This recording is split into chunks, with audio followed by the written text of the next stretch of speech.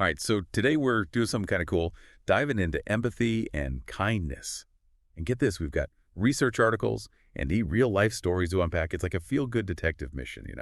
I love that. And it's so true. We often think of empathy as this soft, fluffy thing, but there's some serious science behind it too. Right. Speaking of science, that Brene Brown video on empathy, wow. She wasn't just saying, like, feel bad for someone, Hmm. but feel it with them. She even called empathy a sacred space. Powerful stuff. It really is, because calling it a sacred space kind of highlights how vulnerable and trusting real empathy is. Like you're stepping right into their shoes, no judgment. And that takes guts. It's that difference between tossing a sandwich down to someone stuck in a hole versus climbing down there with them, right? One's distant, the other's connection. Exactly. And that connection that someone gets me feeling can be crazy healing.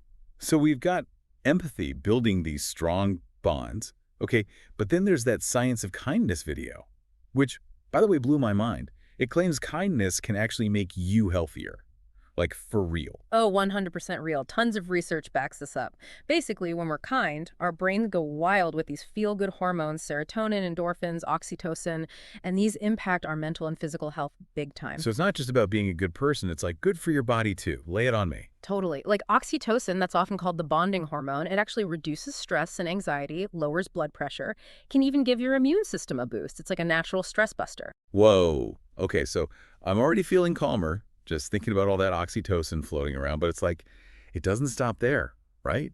This is where things get really interesting. You mentioned something about kindness being contagious. What's that all about?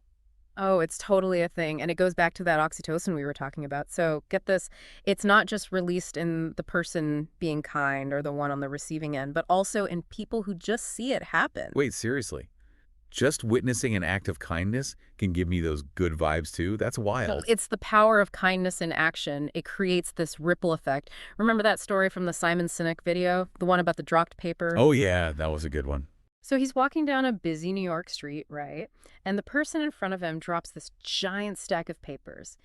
Naturally, Sinek helps pick him up, feeling all those warm, fuzzy oxytocin feelings, and of course the other person's super grateful.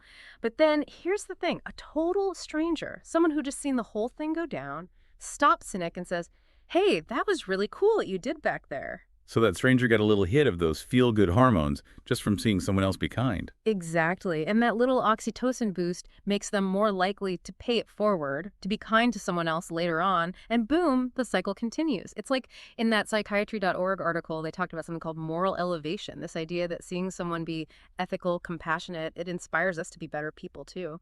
So it's not just that being kind feels good for us physically and mentally, but it can also motivate others to do the same, like this chain reaction of positivity just spreading out. That's the idea. And it highlights why even small acts of kindness can have such a big impact. They have this ripple effect that goes way beyond that first act. But I know sometimes it's hard to connect all the sciencey stuff back to our own lives. For sure. Like, it's easy to talk about studies and hormones and all that, but what does this actually look like in real life? You're totally right. So let's switch gears a bit and talk about some of those real world examples you found. That video compilation, Random Acts of Kindness That Will Make You Cry, that really brings it all home. Okay, I'll admit it. I teared up a little watching that video. So powerful. It really showed how much simple kindness can mean, the everyday stuff. It really did. It wasn't about some big dramatic gestures, but those small, genuine acts of compassion that can really change someone's whole day. Like that taxi driver giving free rides to people going to the hospital. Talk about seeing a need and just stepping up, huh? Right. Or the kindergarten class. I mean, how sweet is that? Learning sign language just for their custodian who was deaf melted my heart. It just proves kindness goes beyond age, background, all of it. Just pure human connection. And it's the intention behind it, too. Like, that person who paid for the teacher's classroom supplies might seem like a small thing, but it shows you're thinking of others, wanting to make their day a little easier, even in a small way. Totally. It's about noticing the people around us, seeing where a little support can go a long way, even if it's just a smile or a kind word. That story about the neighbor who befriended that 98-year-old man, that really got to me. In a world that feels so busy and disconnected sometimes, that simple act of companionship, it speaks volumes. It does. It really shows how much we all crave that human connection, how important it is for all of us. And remember those teenage guys gifting their friend an Xbox. That's kindness multiplied by friendship right there. Understanding true generosity comes from empathy, wanting others to share in the joy. And that's what struck me about that whole video, just the sheer variety of kind acts, like even something as simple as the crowd cheering on that nervous cheerleader. A small gesture, sure, but it created this wave of support, reminding her she's not alone. And reminding all of us watching, that we've got this power to lift each other up.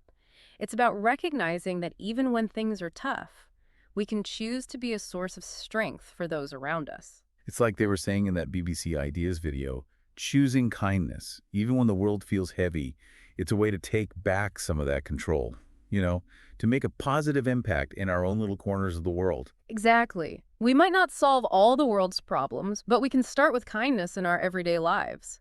It's about shifting that perspective from feeling overwhelmed to feeling empowered to actually make a difference. So as we wrap up this deep dive, let's bring it back to you listening out there. What really resonated with you today? And even more importantly, what one little act of kindness are you going to take out into the world, inspired by what we've explored? Because even the smallest gesture, that can set off a ripple effect, spreading outward, making the world a little brighter, one kind act at a time.